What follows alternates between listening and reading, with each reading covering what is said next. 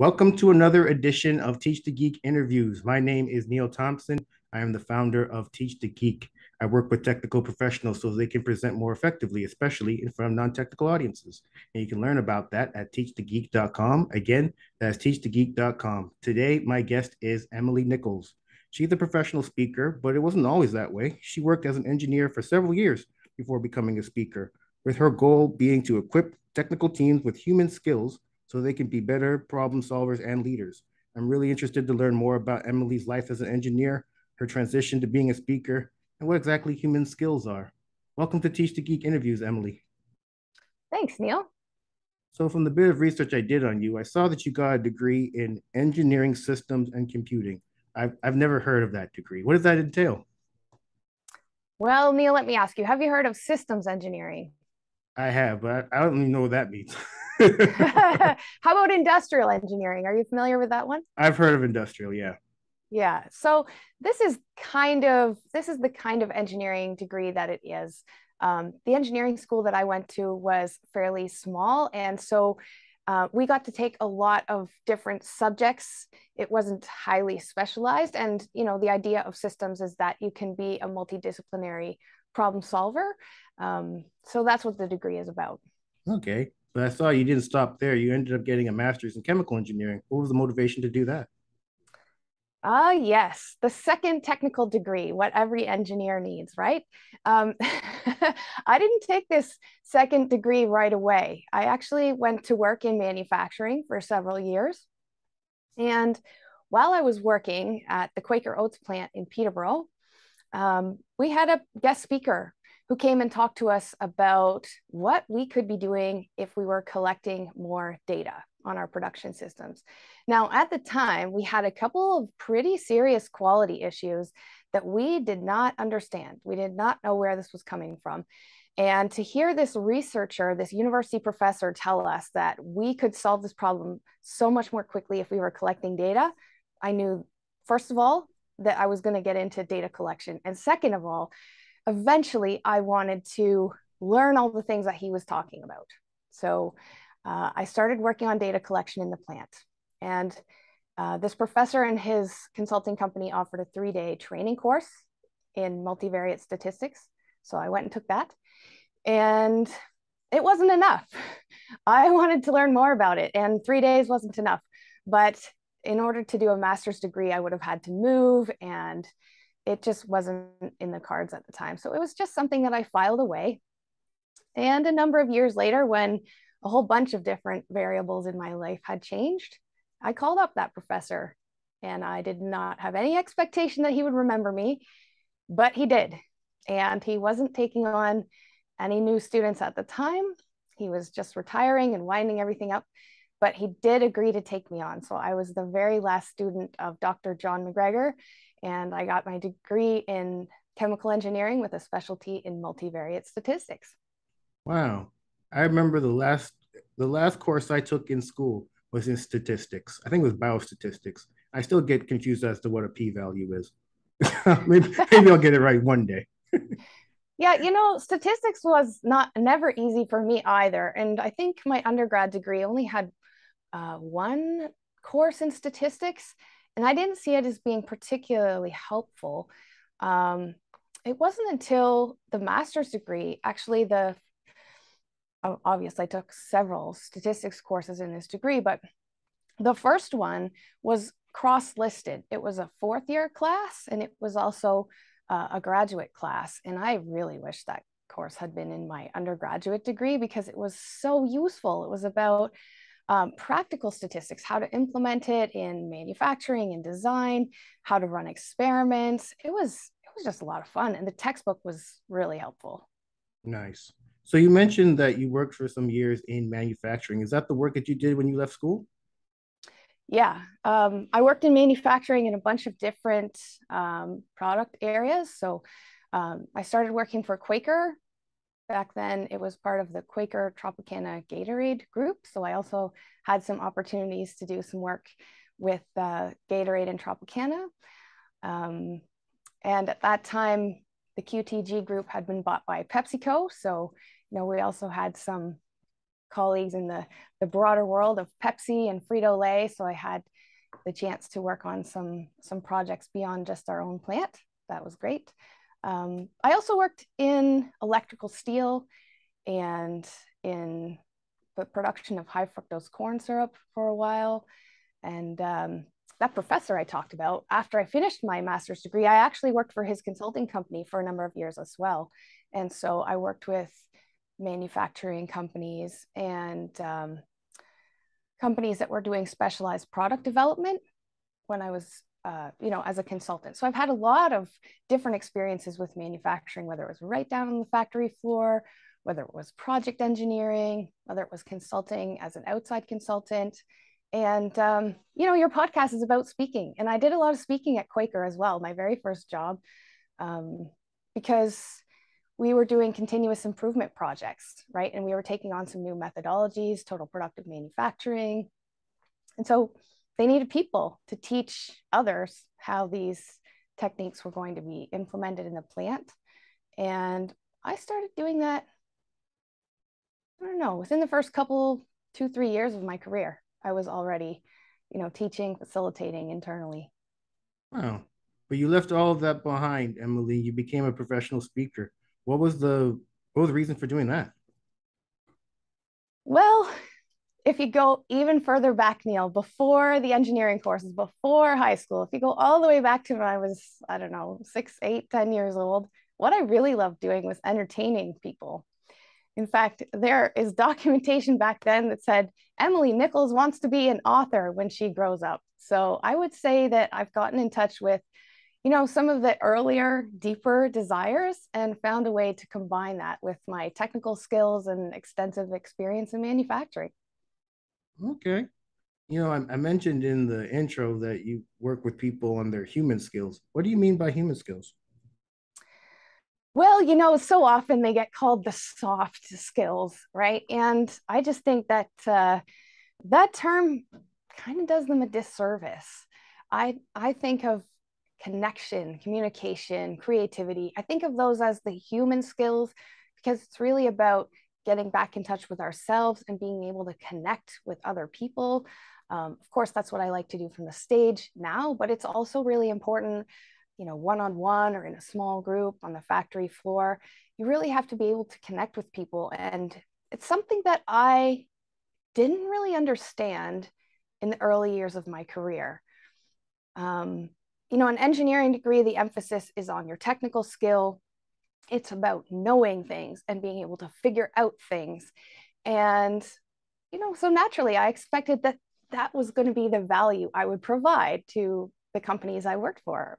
It was all up here in the head, and I didn't realize some of the things that I was doing that were undermining the relationship. So, for example, I was all about efficiency. I was always in a hurry to go everywhere. I walked fast, I talked fast, and that doesn't leave a lot of space for listening or noticing what other people are doing.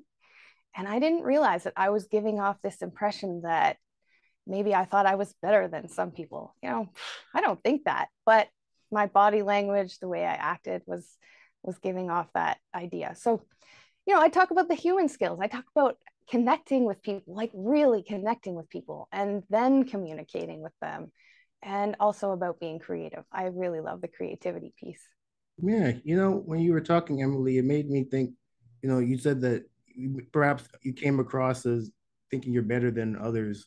Is that something that you came to realize, or is that something someone told you? Um, I would say no one told it to me directly, but I came to realize it through a number of things, a number of interactions that came up on the factory floor. Um, I can remember somebody accused me of stealing their idea, and apparently I had repeated something they thought was their idea in a meeting, and it looked to them like I was trying to pass it off as mine, which wasn't true at all. I just really wasn't aware that we needed to keep track of the ownership of ideas. I was of this more idealistic mindset, maybe that, hey, we're all in this together and it's fine. And it's not about who owns the idea and who really cares who said it first. Anyways, let's just get this done. And, I really offended somebody. And I don't think that was the time when I thought, oh, people think that I think I'm full of myself. But it was through some instances like that that I came to this realization.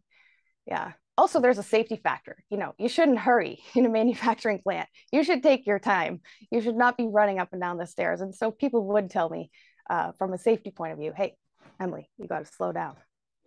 Gotcha. You know, if someone had told you that others see you as you think that you're better than them, would you have believed them? Oh, probably not. Probably not. I'll tell you why. I'll tell you why. Because I thought that I was very perceptive about other people thinking they were better than others. So I don't know. Have you ever heard the acronym ERTW? ERTW. No. Engineers rule the world. Okay, that's what this acronym means. And when I was in engineering school, this acronym was everywhere. And I hated it. I really hated it. I could see that this better than you ethos pervaded a lot of the social interactions. And, I understand some of where it was coming from. I mean, we had to take more courses than any other degree program on campus. We had a heavier course load every term. Um, so I like to joke, the idea was, we're better than you. We study harder than you. We're smarter than you. And damn it, we party harder than you too. But that was kind of the vibe, it was, we're all in this together and we're going to make it, but with this kind of better than you vibe. And I hated that. I did not like that. Humility is a important value to me. It was important in my upbringing as well. And so if somebody had said, hey, Emily, people think that you think you're better than them, I would have been like, come on, you must be crazy. I don't think I'm better than anybody.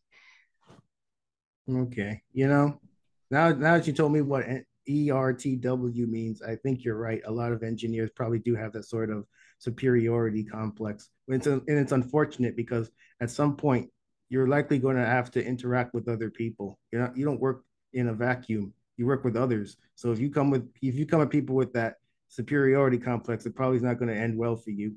You're probably not going to be the person that moves up within an organization because you've rubbed people the wrong way. And then you're sitting in your cubicle mad because somebody else got what you thought you deserved. But it's all your fault. Look in the mirror, damn it. Oh yeah, and plus, I mean, think about teams of engineers. When you put multiple people together who have that kind of better than you, like I can't be wrong kind of attitude, oh man, it's just counterproductive. Absolutely. So with the work that you do with your clients, what do they, I guess, what do you give to them? What can they expect? Well, my favorite format is the keynote speech, Neil, and I'm happy to give a keynote speech wherever. So if it's on the stage, if it's on the factory floor at midnight, I don't care.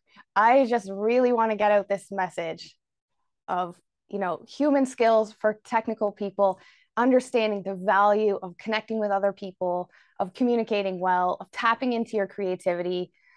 I think that engineering leads us to this mechanical way of thinking of life. And as a process engineer, as somebody who studied and worked on optimizing manufacturing processes for so long, I found myself getting into this rut, right? I was optimizing everything in my life.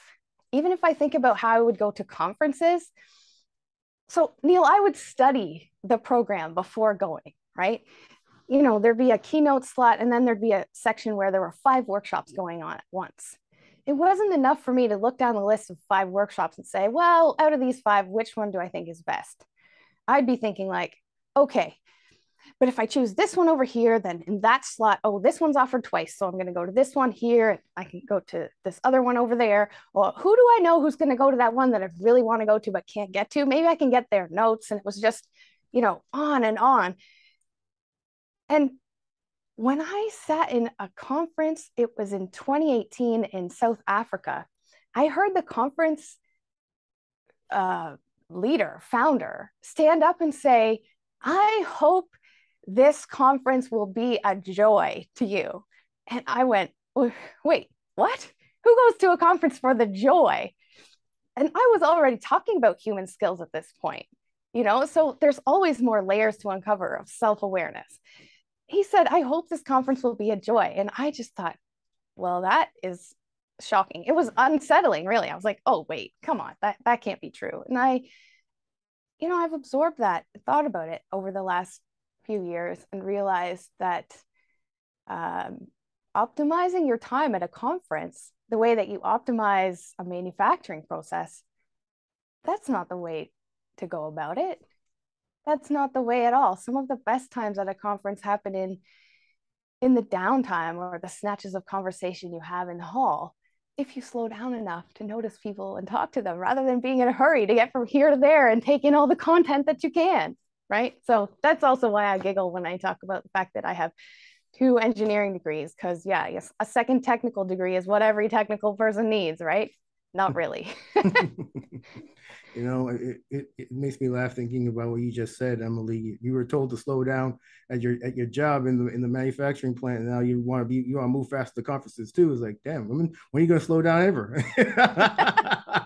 And I think you're right about it's interesting what the conference person said about it being a joy. And I think you're right.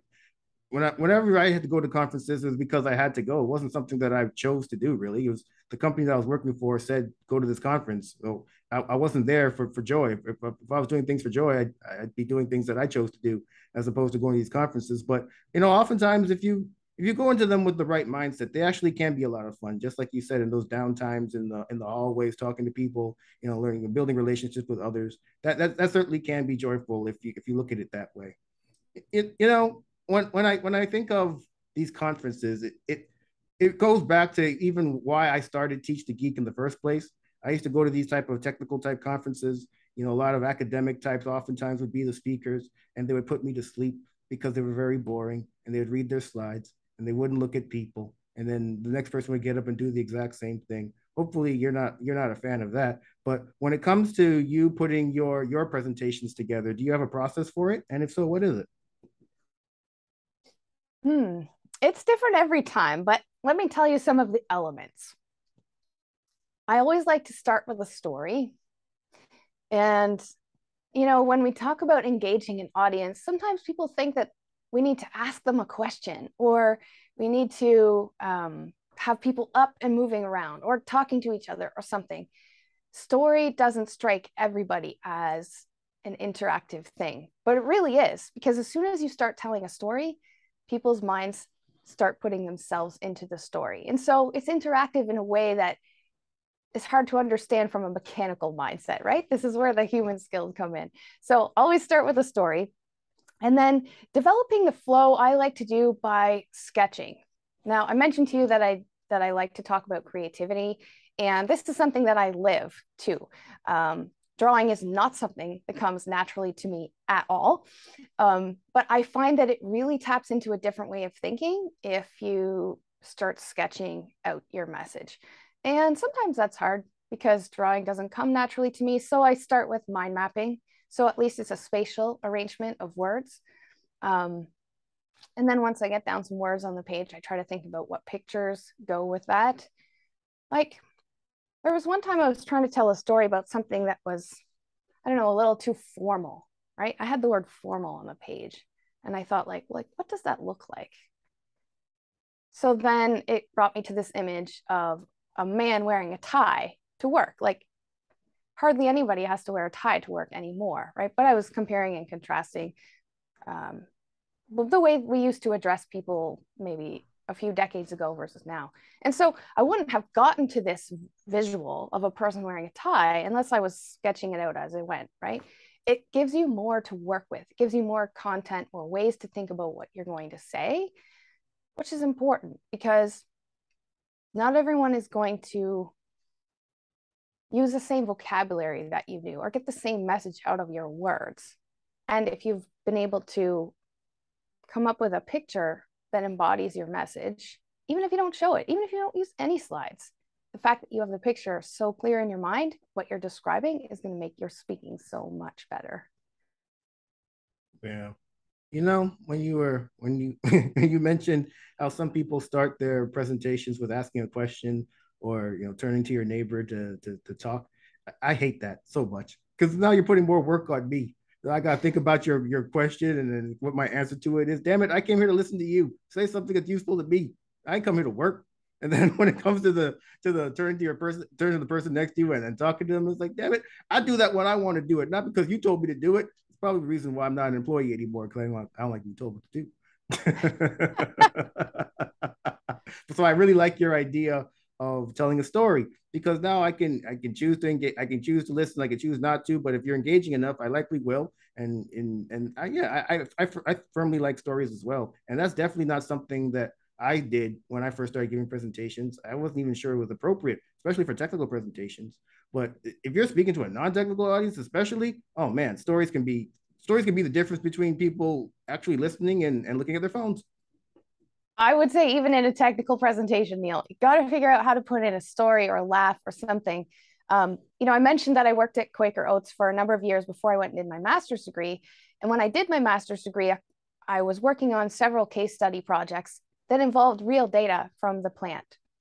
So I was still in touch with some folks at the plant. And so when I got up to give this wasn't my thesis defense, this was presentation day for all the graduate students. So we were giving maybe half-hour presentations of our work. And we've been there all day, right? I was at like 2:00, 2:30 in the afternoon, right when people are starting to fall asleep. But I had a picture of myself, like where I had pasted my head on top of the Quaker Man logo. And, it just cracked everybody up. And I started off with a story about working in the plant. And, it was great. I think, and that was a presentation about multivariate statistics. So I think if you can work in a story into a presentation like that, any technical presentation should be able to have, at least an anecdote in it. Yeah. Do you ever get nervous before you give a presentation? And if so, how do you deal with your nerves? Oh, I get nervous. Sure, I do. I would say the way that I deal with my nerves is by doing it more. But that sounds like kind of a trite answer. So let me unpack that a little bit. The thing is that I've done enough presentations now where I was nervous beforehand and they worked out just great, that I can think back on those times and know that it's going to be okay. And so even though I may feel nervous, I have the track record now to feel confident that everything is going to be fine. So when people say, oh, you just have to do it over and over again, yeah, that's true. But it's not so that you're not nervous. It's so that you get that track record and you can feel confident in yourself. And the other thing is, I think that a lot of people, probably technical people particularly, focus a lot on preparing the content. And of course, the content matters, especially if it is a technical presentation, but you also have to prepare yourself. And that's the human side, right? Here are the human skills again. How do you prepare yourself to speak? How do you remember that, people are going to connect with you as a person, that the audience wants you to succeed? They didn't come there to be bored. They didn't walk into the room thinking, oh, I hope they bore me to death. I hope I fall asleep. No, they want you to succeed. So thinking about preparing yourself and knowing that you've succeeded in the past, I don't know. I think those are great ways to deal with the nerves. It's funny how you mentioned that when people come to see someone speak, they're not there to hoping that they do poorly. It actually reminded me of a conversation I had with a past guest, Dr. Darren Lapomi. He's a professor at University of California, San Diego. And as a professor, he often has to give talks at these conferences. And in the audience may very well be professors who are doing similar work. And so they'll ask you a question during the presentation, almost trying to kind of trip you up a bit, because they're competitors. So sometimes, very rarely, but sometimes they actually do want to see you do poorly. Yeah, that's fair enough. Sometimes there are some egos in the room. I remember going to ExxonMobil with my professor, Dr. John McGregor, and we were teaching together a 3-day course on multivariate statistics. So in this room were many people who knew more statistics than I did, right? I studied just this narrow branch of statistics for a specific purpose, but there were some people in the room who were PhD statisticians. So I was teaching a section and somebody stood up at the back of the room and said, oh, is this like the same as page 542 out of the Smith and Jones textbook or something? I mean, I don't know. That question was way outside of my comfort zone. It made me really nervous. When you talk about feeling nerves, that's one of those instances that stands out in my mind as it made me really nervous. But you know what? It was no big deal. There was no reason why I should have felt that I should have known that or should have been able to answer that question. I'm not a statistician. I'm an engineer who studied statistics for a specific purpose. That's what I know. And hey, my professor's right there. He can answer the question. He has the PhD. So, we have to not take ourselves so seriously, and we have to get away from this idea that somehow we're supposed to know everything. Yeah, absolutely. And when I was talking to Dr. Lapomi, I said in some instances, if things get a little too heated, then you have to take them outside and beat them. Yeah, yeah. Okay, Did he agree with you? Words aren't going to work anymore. Now you got to put hands on people. Absolutely. Oh, Yeah. I don't know about that. We can't condone violence. Mm-hmm. Yeah, so some people they ask for it. There was no need to go that route. We can be competitors, but you don't have to make me look foolish in front of my peers. So now we have to go outside. We got me in the parking lot. You got to see me now. Absolutely. So now I have a question about your number one tip for the people who are tuning into this conversation about becoming more effective in giving presentations in front of others. What would your tip be? My number one tip. I